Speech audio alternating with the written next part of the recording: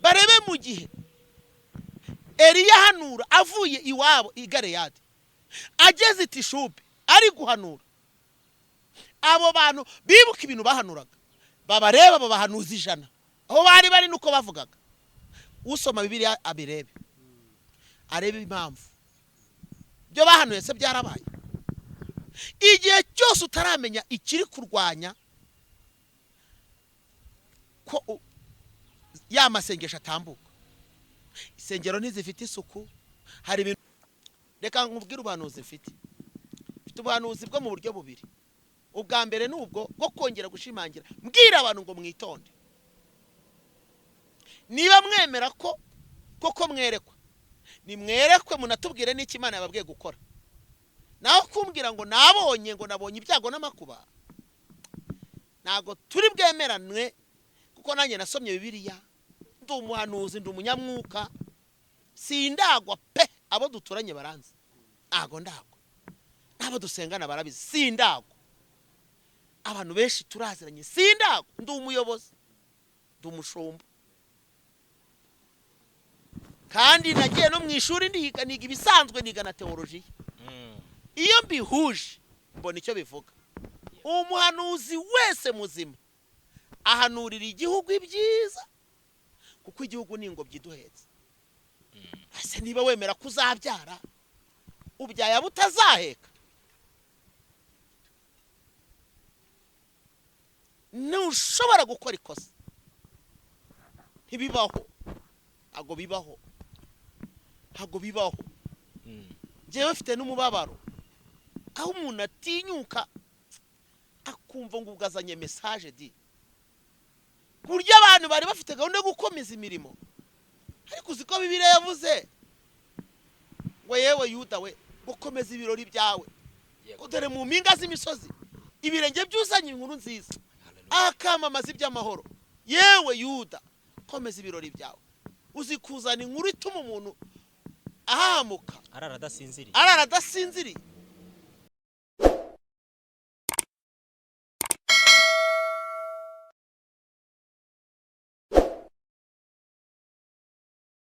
Twongeye kubasuhuza kandi tubifuriza amahoro y'Imana, umugisha Imana itanga mubane namwe mwese abadukurikiye bari mu gihugu cy'u Rwanda n'abari hanze y'u Rwanda.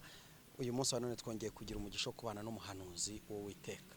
Hari icyo Imana yamutumye kugira ngo aze akitugezeho. Reka tumusabe kugira ngo abasuhuza, namara kubasuhuza ahereko asenge Imana. Karibu.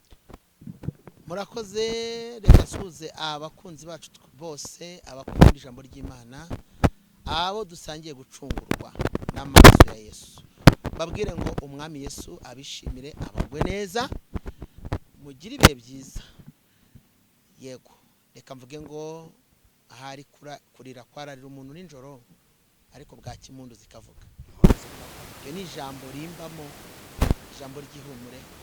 Babwire ngo nimukomere, ntagire ikigutera ubwoba, mu ijuru hari Imana, kandi mukubwe neza. Uwiteka nakwishimisha, akwishimishe ibyishimo bingana n'umunsi n'iminsi wababajwemo n'amakuba wagize. Imana ibagwe neza. Murakoze. Mwami Imana yacu, turagushimiye, turaguhimbaje.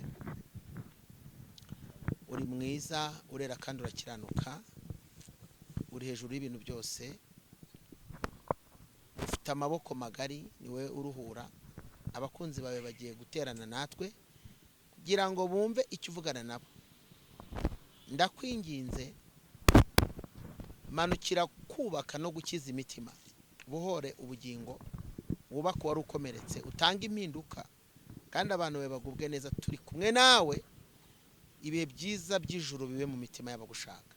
Ndagushimiye ko wera ukiranuka, ducyashye igicu cyose cy'umwijima. Uyu ni umwanya asabye ngo umuntu wese waje mwami gutega amatwi kivugana nawe aruhuke, abohoke, yubakike, agubwe neza, ijuru rimugaburire, nirangiza rimwishimire. Ngushimiye byose ukora, mugambi wawe ni mwiza kuri twe, kibara n'ikibikira mu izina rya Yesu, amen. Ariko ndi umunyarwanda ukunda igihugu, ndi umunyarwanda uzi icyo bita gukunda igihugu ngewe nafashe umwanya ndabisegera Imana inambwira ngo igihugu ni ingobyi iheka abantu bose. Hanyuma rero reka mbabaza, sinababajije ugashize ntabwira ngo niba iyo ufashe imyaka y'ibishyimbo ukayisarura wabihura ukabihurira ahantu hari amabuye menshi, iyo ugiye kubiteka ugasanga harimo amabuye menshi kubera ko birimo amabuye urabijugunya se? Katwemere ko mu Banyarwanda harimo abantu babi kandi koko baranahari. None se iyo abantu bari kwifuza ko igihugu kibamo intambara ntibaba ari babi? Uzi umuntu utifuza umudendezo, utifuza amahoro, gusa bari mwiza, abagabo ari mwiza barahari birirwa bahanura ngo amashami ngo aravunitse kandi ugasanga ukibaza niba batazaba baryicayeho. Oya ngo abafite ubuhanuzi bumubwira ko ngo asaba amahoro. Ngamubwira ko nta mahoro wagira kuko ntuzarama ku isi ngo bahe imyaka magana. Ariko niyo mubwire ngo niba utishimiye igihugu cyawe kigira ibyiza ufite n'ibibazo ahubwo. Ngewe rero nababwiye ngo reka nkubwire ubuhanuzi mfite ubuhanuzi bwo mu buryo bubiri. Ubwa mbere nubwo bwo kongera gushimangira mbwira abantu ngo mwitonde, niba mwemera ko koko mwerekwa nimwerekwe munatubwire n'iki Imana yababwiye gukora. Naho kumbwira ngo nabonye ibyago n'amakuba ntago turi bwemeranwe kuko nanjye nasomye Bibiliya, ndi umuhanuzi, ndi umunyamwuka, sindagwa pe. Abo duturanye baranzi ntago ndagwa, n'abo dusengana barabizi sindagwa, abantu benshi turaziranye sindagwa, ndi umuyobozi, ndi umushumba kandi nagiye no mu ishuri niga ibisanzwe, niga na teolojiya. Iyo mbihuje mbona icyo bivuga. Umuhanuzi wese muzima ahanurira igihugu ibyiza kuko igihugu ni ingobyi duhetse. Ase niba wemera kuzabyara ubyaye butazaheka ntushobora gukora ikosa. Ntibibaho, ntago bibaho, ntago bibaho. Ngewe mfite n'umubabaro aho umuntu atinyuka akumva ngo ugazanye message di burya abantu bari bafite gahunda yo gukomeza imirimo.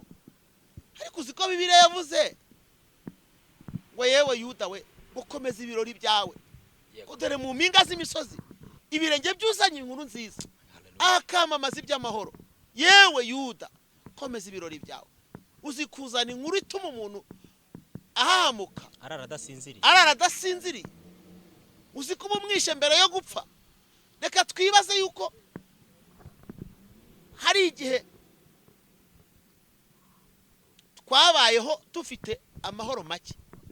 Iyo rero ubivuze uwabaye muri icyo gihe ubukanguye amarangamutima y'ibikomere yagize akarara adasinziye yongeye kwibuka ibihe bibi yagize kandi akaba azi neza ukuntu byamushaririye.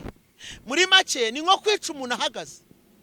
Yemwe bahanuzi muri gushaka ko abantu babaho mu buzima bumeze nko gupfa bahagaze. Ntabwo Imana ariko yabatumye, ntabwo ari uko umuntu w'Imana abaho, ntabwo ari uko umuhanuzi muzima abaho, ntabwo ari uko umuntu usenga amera.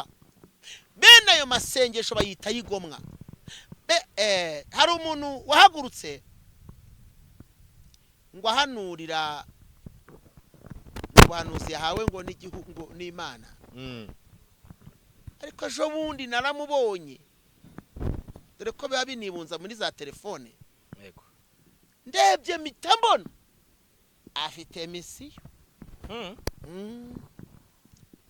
Kuko nubwo avuga ashingiye ku marangamutima, avuga ashingiye ku makuru y'ibyo yabonye, akanavuga ashingiye kuko reka tuvugishe ukuri. None se abifuriza ibihu u Rwanda ntituba tubabona cyane? Erega reka tuvugishe dutegana nabo. Ubu se we iyo ufunguye telefone yawe ntujya kubona ukabona byituyemo cyane. Ubwo se mpagarare hano barebe mu gihe Eliya hanura avuye iwabo i Galeyadi ageze Tishubi ari guhanura, abo bantu bibuka ibintu bahanuraga babareba babahanuza 100 aho bari nuko bavugaga. Usoma Bibiliya abirebe arebe impamvu byo bahanuye se byarabaye. igihe cyose utaramenya ikiri kurwanya ko ya masengesho atambuka, isengero ntizifite isuku, hari ibintu zitujuje, hari n'abantu bakoreyemo ibizira. Abantu nibongere beza uruhimbi, abantu nibongere beza itorero, abantu nibongere banoze ibyo bakora, abantu nibongere bige kuba abantu bafite ubuhamya, abantu nibongere bige kwera imbuto, bareke kubeshya. Reka nkubwire ibi ndabivuze ntago mbeshye. Nubwo isengero zagira isuku z'amarangi, ariko abantu bagakomeza umurongo n'ingeso bakomeje bakorera mu nsengero, zizafungwa kenshi. Ngiye kuvuga ijambo, ahubwo ijuru rigiye kwikorera isuku. Imana igiye kwikorera isuku.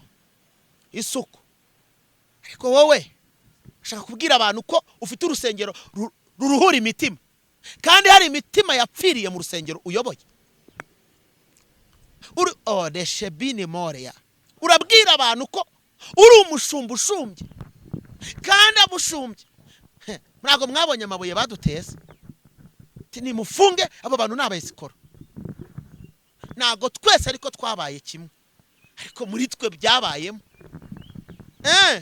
Abantu bose ntabwo babaye abasambo, ntabwo abantu bose babaye abanyamanyanga, ntabwo babaye abasamba, ntabwo ari bose, ariko muri twe habayemo icyo bita kerkezerema, aho abahaye urwaho Satani, abatumye Satani abona aho yinjirira, kugira ngo Satani n'abadayimoni batugosore.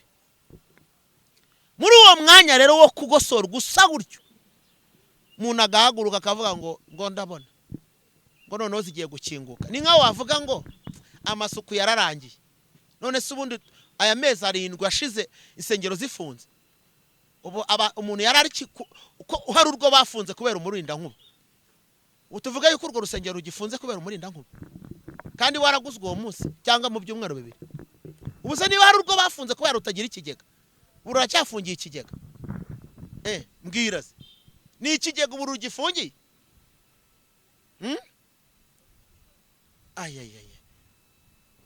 Abantu bakwiye kurebamo ko harimo n'ubushake bw'Imana, nicyo bita akanyafu k'Imana. Ariko naratinye, Covid yaraje, abantu nibagira ubwoba basambana bari no muri guma mu rugo. Turimo turajyana, basambana bakora ibintu bivuze ngo n'imandi zavuga, kuko uko abantu babona ibiteye ubwoba cyangwa ibibakebura, ahubwo niko barushaho kujya mu guhombokera mu bidafite umumaro. None ngewe ndi kubahanurira ngo mbabwire ngo niba hatabayeho guca bugufi, ahubwo urugendo ruracyari rurerure. Kwiringira ko ziri bufungurwe yewe ntabyo mbonye. Icyakora ninginge ubuyobozi nibudufashe nibudufashe. Bwibuke ko hari abantu twajyaga tubwiriza, Imana ikabatabara uwo munsi bari bwiyahure nibiyahure, nkuko bajya bakurikirana amakuru yo kumenya abanyangeso mbi bo mu buryo bumwe n'ubundi, bakandi bagakurikiranwa bagahanwa. Bazanadukurikirana abo banyangeso mbi bari mu nsengero, ariko abandi basenge. Nukuri ndabahendahenze, ariko ubundi turi ku ikosi Imana yemeye ko tujyamo. Abatabizi bazabimenya. None rero iyo nkubiri tarigeze nabaho, kuko izindi zose zabaga ari zigiye gito. No mu gihe cya Covid uziko zitamaze amezi angana gutya, urabyibutse? Ntabwo zamaze igihe kingana gutya, ariko ubuzima za amezi 7 arashize. 7 si kuva mu kwa 8 se, unangiro zo kwa munera zo kwa 7, kwa 8, kwa 9, kwa 10, 11, 12, ukwa mbere n'ukwa kabiri sa 7. Kwa kabiri se ni kwaranye nituye gufata ukwezi kwa 8, ariko abantu bari hariya sindabona ubundi yaba ko kubano bantu bose bahagarariye amatorero bari bafashe umwanya wo gusenga ngo Imana yirukane ikizira gituma insengero zifite ako kaduruvayo kameze gutyo. Ahari yakoresha uburyo bwayo bwo kujonjora no gusuzuma. Ariko ni amasengesho y'ubumwe bw'abanyetorero narayabonye ejo mundi, kandi nanjye nayabayemo. Ariko nagira ngo mbabwire ngo nimureke dusengera ibyo tukwiye gusengera. Ubu hari abantu bazi ko kubera ko bari gusenga bo bitabakozeho rwose. Ariko nagira mbabwire ngo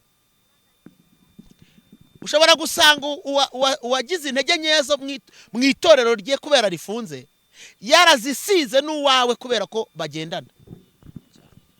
N'ubundi uracyafite akazi, nawe uzasigara uri kurwana n'ingaruka zakomotse kuri iki gihe abantu bamaze badasenga bose isengero. Rero ntiwibwire ngo urwawe rurafunguye, ufite akazi ko gusenga rwose. Kandi reka mbabwire ngo ubundi byongeye bikagenzurwa imizinga yavamo imyibano, hongeye hakabaho igenzura, hari imizinga yavamo imyibano, kandi ibyo mvuze ndabivuze. Rero abantu nibareke gukora ayo makosa, nibareke gukora amakosa. Ngewe birambabaza cyane abantu bakaza bagakinga abantu ibitambaro mu maso. Reka mbabwire, ntago turi hano kugira ngo abantu babone ko dushaka views. No. Turashaka kuvuga ukuri kw'ijambo ry'Imana. Haleluya. Ushaka ko Imana iduhira ikaduha ibyiza mu gihugu, abantu nibegera Imana. Abantu nibareke gusabira nabi igihugu. Abantu nibareke kubeshya ngo bari mu rusengero basenga kandi bazi ko bafite ibindi bintu. Ubu se naga turi kubona abantu bagambanyira abandi. Se abantu nibitwa abantu bo mu rusengero bagiye bakora ikintu cyo kugambana no kubeshyira abandi no guhemuka, ugafata inzira ukajya guhindanya mwene so kugira ngo gusa wangize seveye. Musa nitubafite. Ariko reka mbabwira abo ngabo boroka mbaho buhanuzi, ahubwo abo ngabo ni b'Imana iziye, kandi Imana izabahana idahungabanyije abandi, kuko buri wese azashe igikombe yashigije nicyo azanyweraho. Reka nsenge. Ariko ninginga abantu rwose nibareke kutuvanga. Abantu nibareke kutuvanga, bamenye yuko Imana idakora gutyo rwose. Imana uza akazi Imana iri gukora ku bantu.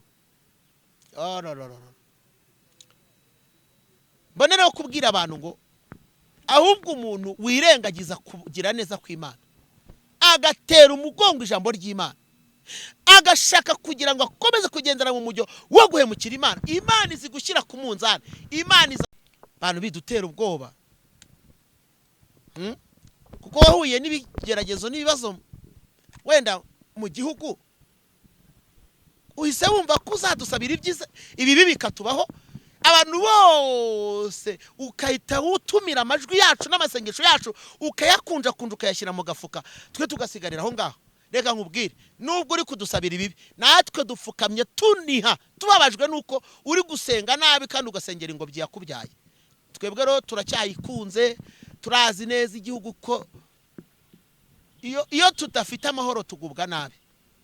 Yego turifuza ko Imana yabigenza neza, yewe n'abari hanze y'u Rwanda bakazaza tukabana mu gihugu tugatekana twese tukubaka igihugu cyacu. Imana rero duhana umugisha, mugubwe neza, mugira umugisha, dufatikanya gusenga, tudasenga tumeze nk'abavuma, ahubwo dusabirana kugira ngo tugubwe neza. Ntukabone mugenzi wacuruza ngo nuragize umusabire nabi, ntukabone hari waguwe nabi ngo wumve bikunejeje, ahubwo wifuze yuko Imana igwa neza abantu kubw'umugambi wayo no kubw'inyungu zabeshe. Niba waraguwe nabi, ndagusabiye ngo ugubwe neza. Niba utarabonye ibyiza, ndagusabiye ngo uhure nabyo, ijuru rikugwe neza.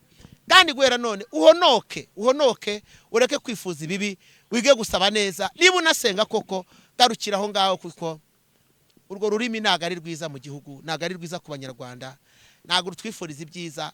Nubwo wibwira yuko uri guhanura ngo abantu ngo bazi ko wowe muhanuzi ngo kubita utababarira, reka nkubwire ngo aho kubita ni mu kwacu ni mu kwawe. Hari igihe nawe iyo nkuni izakugeraho. Nagira ngo nkubwire ngo rosigaho, uhonoke, wige gusenga. Nuhura n'ibikomeye ukabona koko bihari unabibonye, ujya wiga kubisaba, gusaba Imana ibihagarike, kuko niba Imana yerekanye ikintu kibi ntago ibi kivuze ngo kigiye kuba, ahubwo bigira ngo abantu basenge gihagarare. Ntekereza ko ari cyo iyerekwa rivuga, niba ko kunerekwa. Ariko abantu nibagabanya amarangamutima no guhanurira mu byo babonye no mu nyungu z'abandi no gukoreshwa, ahubwo ukwemera ijuru rigukoreshe. Kandi nirigukoresha tuzabimenya, tuzagaragazwa, tuzabibonera mu mutima ufite n'icyo Imana yakubwiye kikwiye gukorwa. Naho kutubwira yuko wabonye ibikomeye warangiza ukasiga abantu bacitse ururondogorero, ntago ari uguhanura uko, ni uguci gikuba, kandi igikuba ntabwo gicibwa n'abakunzi, gicibwa n'abatera ubwoba.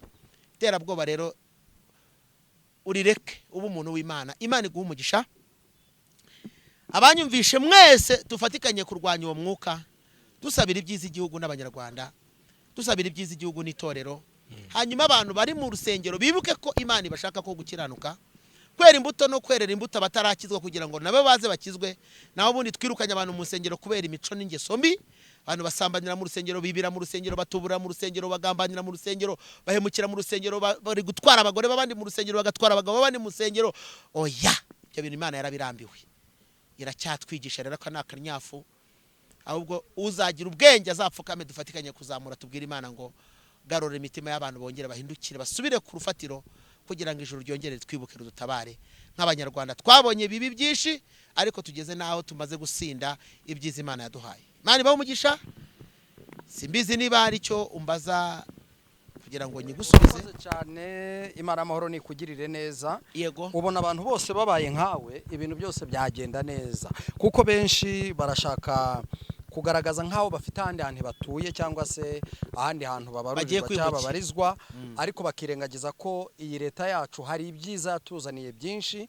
Hari inkunganire nyinshi igenda iduha kugira ngo abaturage b'abanyarwanda tubashe kubaho neza kandi dufite ubuzima bwiza. Ndagira ngo hari icyitwa mituweli, hari andi makuru aheruka gusohoka mashyashya. Ubu kubona insimburangingo ni kuri mituweli, kubona icyo bita kuyungururirwa amaraso, abantu barwaye impyiko dialize, ubu ngubu ni kuri mituweli. Ni ukuvuga ngo rero abantu bamenye ko ikiri imbere cyane ni igihugu, kuko igihugu ni ingobyi nk'uko wahoze ubivuga. Umuntu ashoboye kwifuza kuvugana nawe cyangwa se no gusengana nawe, kuko umukozi w'Imana, nyemera utambutse imbere yawe ya telefone. urakoze cyane. Reka tuvugire ijambo. Niba koko nkuko nerega na leta irabivuga ngo nubona ikibi utunga agatoki aho kiri. Yego. Niba abantu bemera ko dusenga, reka dutungire Imana agatoki aho ikwiye gukosora, idukosorera itameze neza. Ariko abantu be gufata igihugu cyose ngo bagiture mu mwobo. Niba mu gihugu harimo umuntu witwaye n'abakagira ingeso mbi, ntago dukwiye twese kuba victime ngo nukubera ko hari umuntu wagize ingeso mbi. Uwo wagize ingeso mbi tubwire Imana ngo Mana ufite ukuboko kwa mukosora kandi agakosoreka. Nta muntu unanira Imana. Imana yacu rero twemera ko yitwa rubasha, ibasha imitima yose, itunganya abantu, ariko tutasubiye mu icuraburindi. Iryo ntago tuzarisubiramo. Ego, kuko natwe niratubwira ngo duceceke, turacyakomeje rero. Tuzasenga kandi twumva ijwi ryacu rizagera kure. Imana ikatugira neza, kuko dukunda igihugu, dukunda no kuba mu byiza, kuko twe twasogongeye ku bibi, twarabibonye. Niyo mpamvu tutifuza ko twongera kunyura mu bibi nk'ibyo twanyuzemo. Imana rero duhana umugisha. Ego, telefone ni wiyishaka turayiguha. Yego. Ku nama n'ibindi wifuza n'ibitekerezo mujye mubitanga, utatuzakomereza ahandi. Kandi dukomeje gahunda yo gusenga ngo tubaze Imana ngo ni iki noneho wifuza, ni iki wifuza, kandi icyo Imana izatubwira tuzagitangaza, ariko tutakuye imitima y'abantu ngo ihamuke, ahubwo tuzavuga icyo Imana ishaka. Reka rero tubabwire ngo jambo ry'Imana tuzakomeza kuribaha nk'uko Imana iduhaye, no kubasengera tubasengere. Imana iduhane umugisha. Nimero ni 0782 64 60 89 07 82 64 89. Nuvuga ngo niba wifuza kutwandikira utari mu Rwanda, uri mu mahanga, imbere y'iyo nimero urashyiraho akamenyetso ko guteranya, ushyiraho 25, none ushyiraho 07 82 64 60 89. Niyo nimero. Sindayigaya Moise, ndi umushumba, cyangwa se ni Reverend Pasteur Sindayigaya Moise. Byose ndabyemera. Nababwiye ko igikomeye ari uko ubugingo bwanjye ari buzima, nicyo nirata kuruta ibindi. Umwami aduhana umugisha. Shalom. Shalom, shalom.